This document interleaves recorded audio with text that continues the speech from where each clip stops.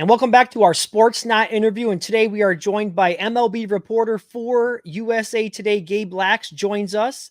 And Gabe, playoff baseball is now underway. We've got a game going on right now between the Tigers and the Astros.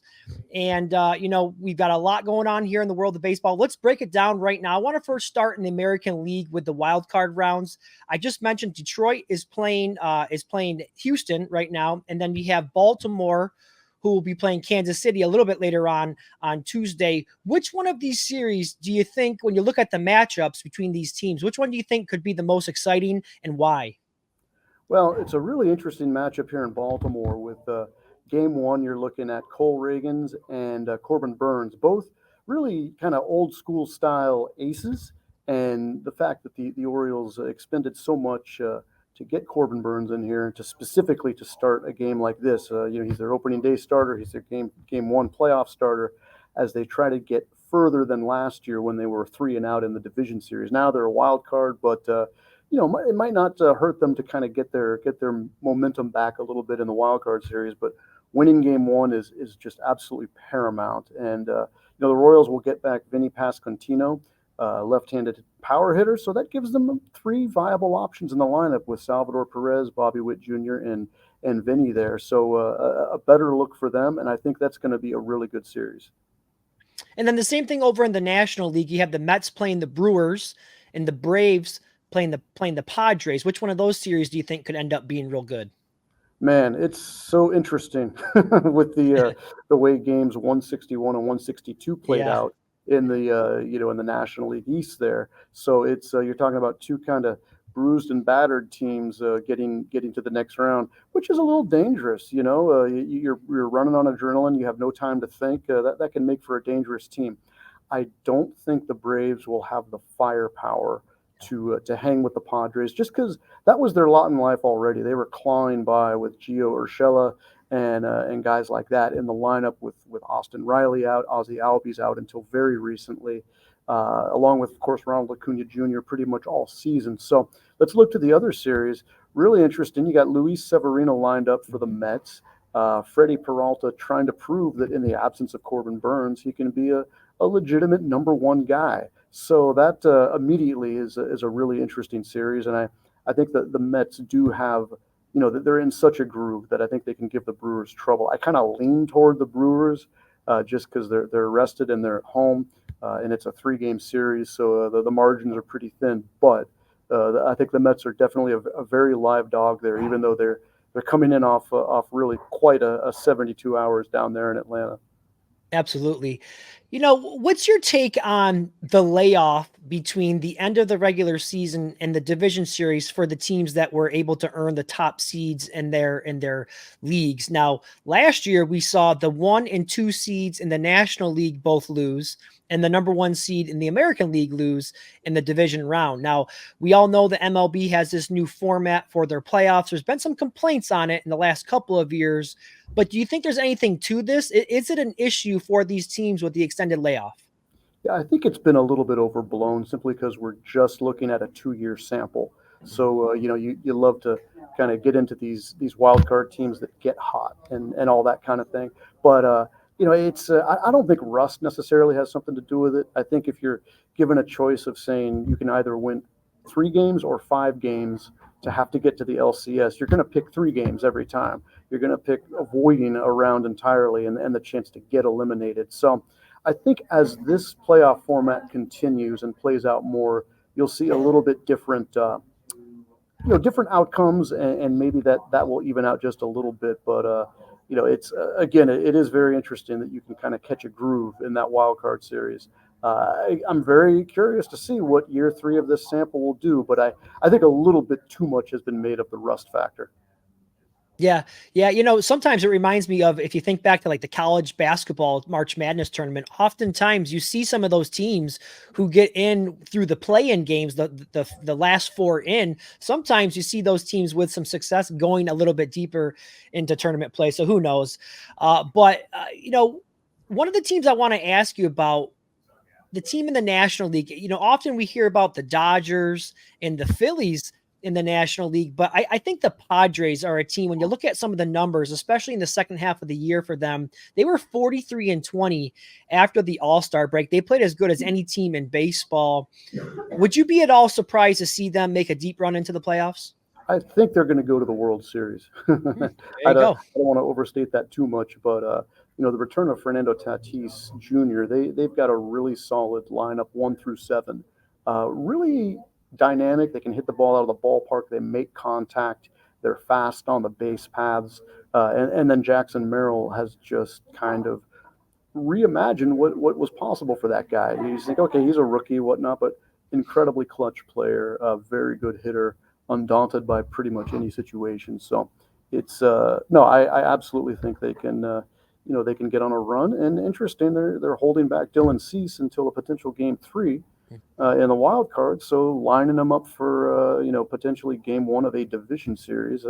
So it seems to be a very all-in kind of mentality there, and I think they have the personnel to pull it off, especially with their bullpen enhancements that came at the trade deadline.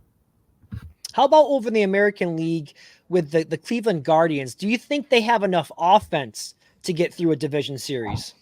It's the eternal question, just because their bullpen is so good. Again, them and the Detroit Tigers both kind of taking counterintuitive approaches to postseason pitching. When you get past Tanner Bibby in the the kind of the number 1 slot with Cleveland, you're leaning very heavily on your bullpen, but I think they have enough offense because they can pitch that well. You're just asking for a couple of guys to get a couple of big hits. And when you've got Steven Kwan and Jose Ramirez as kind of the linchpins of that lineup, it's there. I just think there's very little margin for error, that their pitching, and especially their relief pitching, is going to have to be as good as it's been. But they definitely seem built for postseason style baseball, especially if they can hit a few balls out of the yard and get some easy offense, as opposed to having to rely on Kwan and Ramirez so much to get run scoring hits. When you look at the rosters and you look at the makeup of some of these teams that are currently in the playoffs, there's a lot of star power in this year's playoffs. We might have a couple of MVPs. You might see a couple of Cy Young Award winners, maybe a Rookie of the Year, some really good young players like Bobby Witt Jr., Gunnar Henderson. There's a lot of star power, which is what baseball has to love.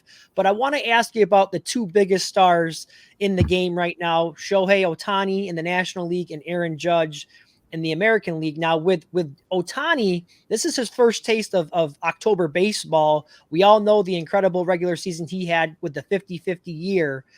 How do you think he'll react in the game's most high pressured moments? The lights shine a lot brighter in October. Do you think he'll be up for the task of October baseball? Man, again, this is something we haven't experienced, so it's really a big mystery. I am inclined to think there may be a little bit of an adjustment period. He's probably not going to be pitched the same way he was in the regular season. Maybe put the onus a little more on Mookie Betts.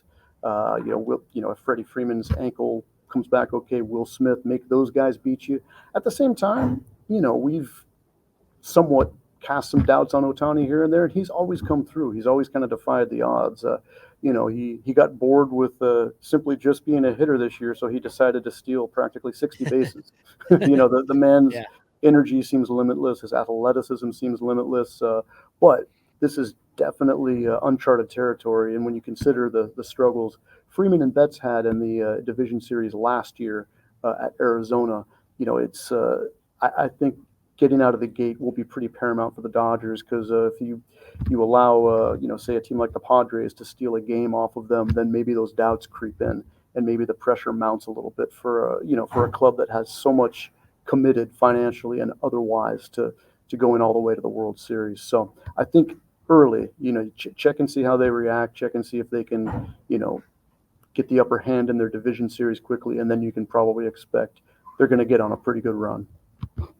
And then the story with Aaron Judge, we know the regular season success. He's had another unbelievable year for him, 58 home runs, all the RBIs.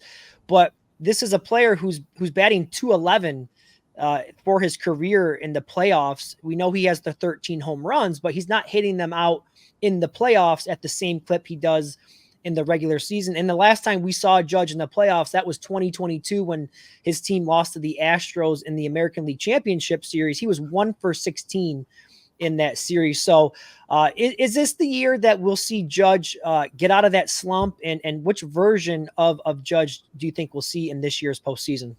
Well, he does have Juan Soto riding shotgun this time, which is helpful. There you go. Those guys have a way of, kind of this symbiotic relationship. That being said, both of those guys will be pitched to very carefully. They're all not going to be clicking at the same time necessarily. They're going to need additional pieces to kind of get on a heater at some point, whether that means it's Austin Wells, whether that's Jazz Chisholm, any number of second, tertiary figures that might be able to get hot. But I wouldn't make too much of Aaron Judge's postseason record per se. I mean, it's such a small sample, and in past years, maybe he was inclined to chase a little more just because he didn't have that kind of firepower around him in the Yankees lineup. So I think he's going to be fine, and I don't think if he's not, that it's because of anything he's not doing. It's will he get pitches to hit? He'll probably hit them if he does. Now, we'll end it on this one. You already told us you think the Padres are going to win the pennant in the National League. Who's your World Series matchup? Who do you have the Padres facing in the World Series? That's a good question. I haven't totally drilled down to this yet, and I don't fully unleash. I put you on the spot with that one for the wild card series, but I do think we're going to get weird. I think it's going to be San Diego and Cleveland, and I know that's that would probably be a nightmare for Fox executives. Yeah, I'm pretty sure they'd love to see Ohtani and Judge with the two big market teams there in the World Series. It would look good on a billboard for sure. But I think both those teams are built really well for a for a postseason. Maybe we'll even see a Cleveland-Detroit, kind of Rust Belt LCS, which would be really interesting. But I think both those clubs are, all those clubs I just mentioned are really playing well and also kind of well equipped for the postseason. So we'll see. But plan on it getting weirder than you might imagine. That's my take it to the bank prediction, basically. All right. You heard it from him, Gabe Lacques, MLB reporter for USA Today. Gabe, I know you've been busy the last couple of days here with the playoffs starting as well as the death of Pete Rose. So we appreciate you making a few minutes for us today. Thank you very much. You got it, Evan. Thank you, man.